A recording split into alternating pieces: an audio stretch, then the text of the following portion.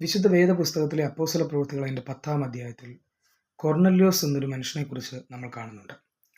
കൊർന്നല്യോസ് ജന്മം കൊണ്ട് ഒരു റോമാക്കാരനാണ്.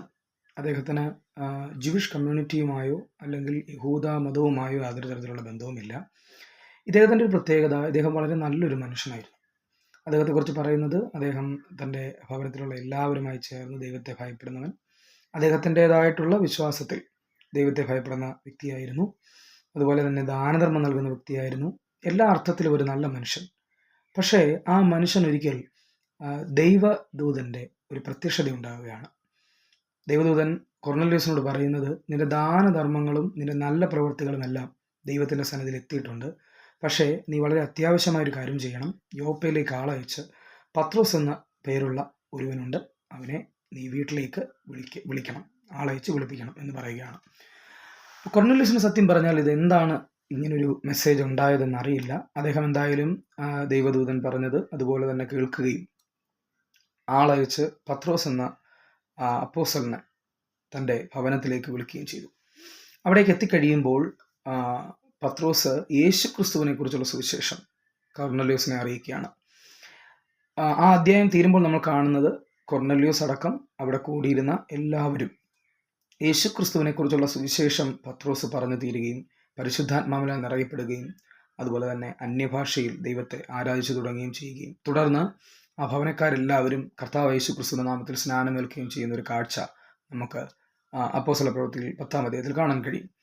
ഈ ഒരു ഇൻസിഡന്റ് എന്താണ് നമ്മളെ ഓർമ്മിപ്പിക്കുന്നത്? എത്ര നല്ല മനുഷ്യനാണ് നമ്മളെങ്കിലും, എത്ര നന്മ പ്രവൃത്തികൾ നമ്മൾ ചെയ്യുന്നുണ്ടെങ്കിലും അതിനെല്ലാം കണക്കിടുന്ന ഒരു ദൈവമുണ്ട് എന്നും, അതുമാത്രമല്ല നമ്മൾ എത്ര നല്ലത് ചെയ്താലും ക്രിസ്തുവിനെ കൂടാതെ ദൈവത്തിൻ്റെ മുമ്പിൽ നമുക്ക് യാതൊരു തരത്തിലുള്ള പ്രസാദവും കിട്ടത്തില്ല എന്നുമാണ് കൊർന്നല്യോസിൻ്റെ ജീവിതം നമ്മളെ പഠിപ്പിക്കുന്നത്. കൊർന്നല്യോസ് നല്ല മനുഷ്യനായിരുന്നു. എല്ലാ അർത്ഥത്തിലും എല്ലാ കാര്യങ്ങളും അവൻ കൃത്യമായി ചെയ്തിരുന്നു. ഒരു സെഞ്ചുറിയനാണ് അദ്ദേഹം, ഒരു ശതാധിപനാണ് അദ്ദേഹം, റോമാ സൈന്യത്തിലുണ്ടായിരുന്ന വ്യക്തിയാണ്. പക്ഷേ മനസ്സലിവുള്ള മനുഷ്യത്വമുള്ള ഒരു വ്യക്തിയായിരുന്നു കൊർന്നല്യോസ്. ദാനധർമ്മങ്ങൾ ചെയ്തിരുന്നു. പക്ഷേ അതെല്ലാം അവിടെ നിൽക്കുമ്പോഴും യേശു ക്രിസ്തു ഇല്ല എന്നൊരു കുറവ് കൊർന്നല്യോസിന്റെ ജീവിതത്തിനുണ്ടായിരുന്നു. യേശു ക്രിസ്തു ഇല്ല എന്നതാണ് ലോകത്തിലുള്ള എല്ലാ മനുഷ്യരുടെയും ഏറ്റവും വലിയ കുറവ്.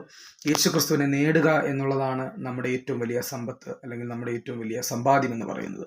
ജീവിച്ചിരിക്കുന്ന സമയത്ത് ഭൂമിയിലായിരിക്കുമ്പോൾ നന്മകൾ ചെയ്തോളൂ, മറ്റുള്ളവർക്ക് ദാനധർമ്മങ്ങൾ ചെയ്തോളൂ. ഇതൊന്നും കണക്കിടാതെ പോകുന്നൊരു ദൈവമല്ല നമ്മുടെ ദൈവം.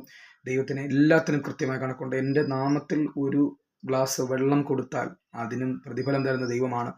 അത് ആർക്കും, അതിന് ജാതി മത ഭേദമന്യേ എല്ലാ മനുഷ്യരെയും ദൈവം അനുഗ്രഹിക്കും. കാരണം നന്മ മനുഷ്യന്റെ ഹൃദയത്തിലെ നന്മയെ കാണുകയും അതിനെ പരിഗണിക്കുകയും ചെയ്യുന്ന ഒരു ദൈവമാണ്. പക്ഷേ അപ്പോഴും ഒരു കാര്യം മാത്രം ബാക്കി നിൽക്കുന്നു: യേശു ക്രിസ്തുവിനെ സ്വീകരിച്ചിട്ടില്ല എങ്കിൽ. കാരണം യേശു ക്രിസ്തു എന്ന് പറയുന്നത് ദൈവത്തിൻ്റെ നീതിയാണ്, ദൈവത്തിൻ്റെ ജീവനാണ്. ആ ജീവൻ നമ്മുടെ ഉള്ളിലേക്ക് വരാതെ ദൈവവുമായി നമുക്ക് വ്യക്തിപരമായ ബന്ധം ഉണ്ടാക്കിയെടുക്കുവാൻ സാധിക്കത്തില്ല. യേശു ക്രിസ്തുവിനെ സ്വീകരിക്കുക എന്നതല്ലാതെ ഈ ലോകത്ത് മറ്റൊരു ഓപ്ഷനും മനുഷ്യരുടെ മുമ്പിലില്ല. അതുകൊണ്ടാണ് ദൈവവചനം പറയുന്നത്, എല്ലാ നാവും യേശു കർത്താവെന്ന് ഏറ്റുപറയേണ്ടി വരും. ഇത് ദൈവത്തിൻ്റെ നീതിയാണ്, ദൈവത്തിൻ്റെ നിയമമാണ്. അതുകൊണ്ട് യേശു ക്രിസ്തുവിനെ സ്വീകരിക്കുക, ദൈവത്തിൻ്റെ ജീവനെ പ്രാപിക്കുക. കർത്താവ് എല്ലാവരും ധാരാളമായി അനുഗ്രഹിക്കട്ടെ.